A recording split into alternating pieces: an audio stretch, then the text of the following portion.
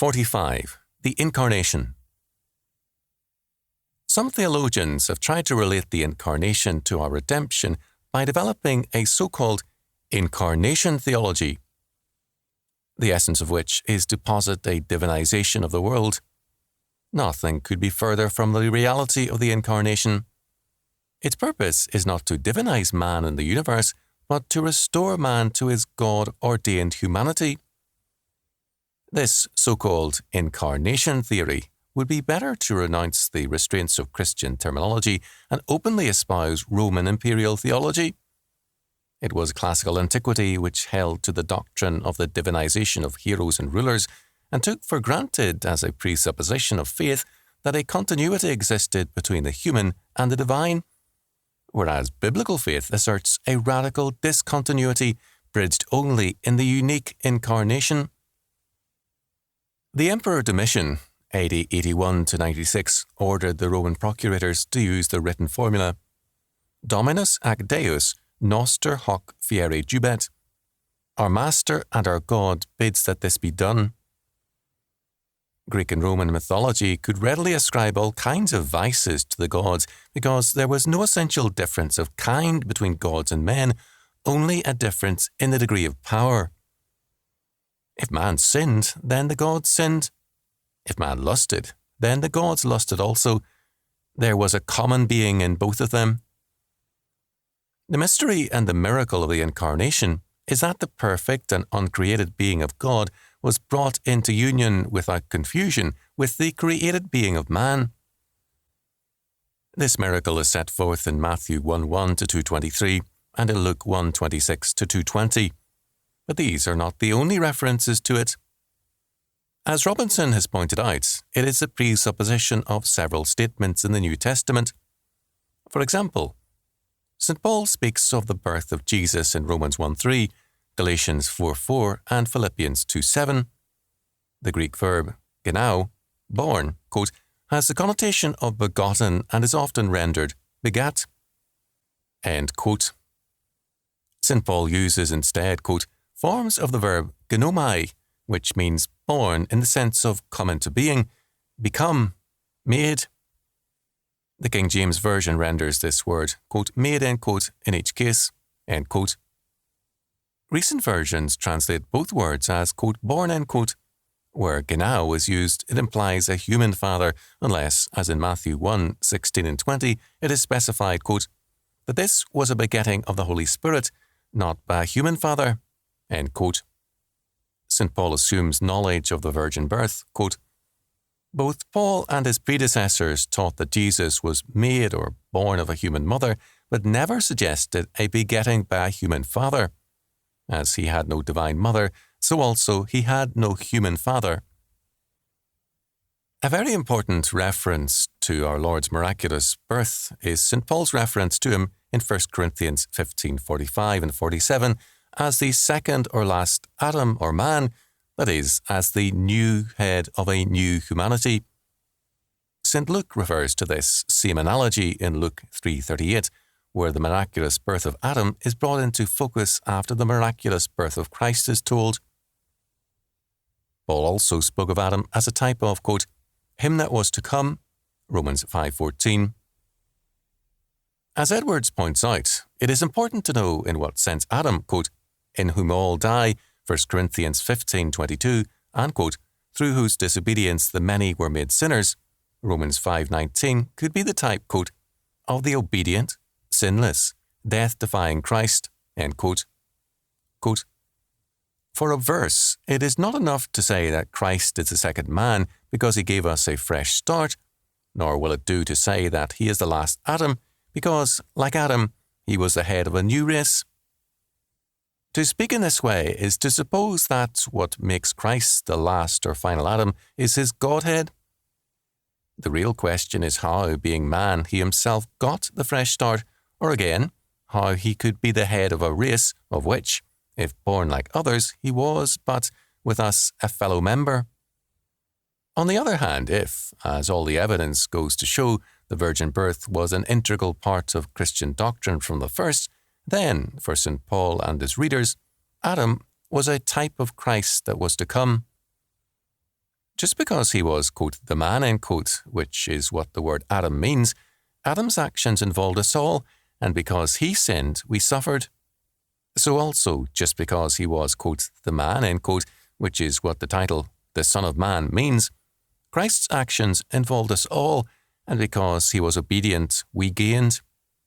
This, indeed, is precisely the connection in which the remark that Adam is a type of Christ was made, end quote. Both Adams entered history by the direct act of God. However, whereas the first Adam and his every descendant originated from the dust, Genesis 2:5, and was made a, quote, living soul, end quote, by God's power, the second Adam originated from heaven and was made, quote, a quickening spirit, end quote, 1 Corinthians 15:45. Quote, genuinely, completely human as it was, Christ's body was a spirit body, a body created in holiness for the divine man by the overshadowing of the Holy Ghost, and therefore beyond the touch of the corruption that is the heritage of sin. Adam's body, on the other hand, was only a soul body, as also is that of every single one of his descendants. End quote. The descendants of the first Adam inherit death. The descendants by faith of the second Adam inherit life, as men who have become the sons of God by adoption in Jesus Christ. According to St. John, quote, but as many as received him, to them gave he power to become the sons of God, even to them which believe in his name, which were born not of blood, nor of the will of the flesh, nor of the will of man, but of God. John 1:12 and 13. These words clearly presuppose the virgin birth of our Lord, who was, quote, born not of blood, nor of the will of the flesh, nor of the will of man, but of God, end quote. The virgin birth of Christ establishes the type or pattern for the rebirth of all members of the new humanity. Even as Christ's birth was supernatural, so our rebirth is supernatural. Even as Christ through the Virgin Mary was related to the old humanity of Adam and a member thereof, so we too are members of that old humanity, but are now, by God's regenerating power, made members of the new humanity of Jesus Christ. Jesus Christ is the perfect new man or second Adam. St. John makes it clear, quote, that the human traits of Jesus are reproduced in the lives of those, and of those only, who believe on his divine name, end quote. Just as Adam's traits were passed on to his seed, so the traits of Jesus Christ are implanted in his new race. Jesus identifies himself with his people, so that, in confronting St. Paul on the road to Damascus, he challenges Paul, Saul, Saul, why persecutest thou me? Acts 22:7, 26:14. In persecuting the Christians, Christ told Paul he was persecuting also and essentially their Lord Jesus. This is a telling example of the extent to which Christ identifies himself with his people. It is also a reminder to Christians that they must identify their lives with Christ by faith, obedience, and service. We must manifest his self-sacrificing love towards one another. Quote, hereby perceive we the love of God, because he laid down his life for us, and we ought to lay down our lives for the brethren. 1 John 3:16. The lives of Christians are to manifest the redeemed humanity of which they are members, and the example of Christ, who is their federal head and Lord. Moreover, quote, as he is, so are we in this world. 1 John 4:17. We can therefore face the day of judgment with boldness, and we can live in the confidence of his grace and power. St. John tells us in 1 John 1:8-2 that none of us are without sin. The godly man commits acts of sin, but he does not go on sinning habitually and deliberately. Ross, in commenting on 1 John 3:9, renders its meaning thus and comments, quote, everyone who has been made a child of God and remains so does not go on sinning because his seed abideth in him, and he cannot go on sinning because he has been made a child of God and remains so. End quote. That is a very strong and an utterly uncompromising statement, to be understood, however, in the light of the interpretation already given of verse 6. The germ of the new life has been implanted in the soul of the child of God, and it grows, is certain to grow, a gradual process and subject to declensions from time to time, but it assuredly grows from more to more. The incorruptible seed of the Word of God, implanted in the soul by the Holy Spirit, has brought to the soul the new life of the children of God, 1 Peter 1:23.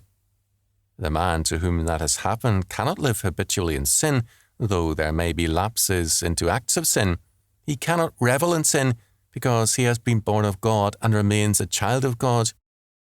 You can say with Paul, quote, "It is not I, the real I in whom the seed of God abides, who do the deed, but sin that dwells within me." Romans 7:17, Moffat. For sin is still there in his soul, though not now dominant. Quote, "The believer lapses into sin," end quote, says Dr. David Smith, quote, "are alike the mischances of the weather which hinder the seed's growth. The growth of a living seed may be checked temporarily," end quote, "but after that temporary check, it begins again and goes on until the time of harvest arrives." End quote. In 1 John 5:18, we are told that whoever has been born of God does not sin, that is, continually and deliberately sin, because, quote, "He that is begotten of God keepeth himself, or him, and that wicked one toucheth him not." End quote. The one who was, quote, "begotten of God," end quote, is Christ himself, the virgin-born Son of God. Quote, "The eternally begotten keeps him who is begotten by grace." We find some confirmation of this interpretation in the fact that the second of John's phrases, "He that was begotten of God," is the same form of the expression that we have in the old Nicene Creed, quote, "begotten of the Father," end quote, where the reference is to the eternal generation of him who is, quote, "God of God, light of light, very God of very God," end quote, end quote. The Incarnation, thus, while a unique act, is not an isolated fact. It is essentially related to every member of the new humanity. Christ, as true man and very God, has given us a new birth by his regenerating power. God, quote, "according to his abundant mercy hath begotten us again unto a lively hope by the resurrection of Jesus Christ from the dead," end quote, 1 Peter 1:3. He has made us heirs of all things and summoned us to exercise dominion and to subdue the earth as members of the new humanity of Jesus Christ. But this is not all. St. John says of the believer, quote, "that wicked one toucheth him not," 1 John 5:18. This does not mean that the godly do not suffer physically at the hands of evil men who are the servants of Satan. St. John wrote when persecutions were already a reality, and he very obviously was aware of what was happening all around him. The reference cannot be understood without recalling Eden. Those who are born again by the grace of the Lord, who is, quote, "begotten of the Father," end quote, cannot, like Adam, be touched in their calling. Adam was called to exercise dominion and to subdue the earth as the kingdom of God, quote, "that wicked one," end quote, did touch Adam. Touch, hapto, means, quote, primarily to fasten to, hence of fire, to kindle, end quote, also having the meaning of to cling, lay hold of, adhere to, or assault and sever from, as in 1 John 5:18. Adam was severed from God's calling and obedience. We cannot be so severed. We are beyond the reach of Satan. We are also secure in our calling. Man, now re-established in his calling to dominion, will prosper therein, and he shall persevere therein until, quote, "the kingdoms of this world are become the kingdoms of our Lord and of his Christ, and he shall reign for ever and ever." Revelation 11:15.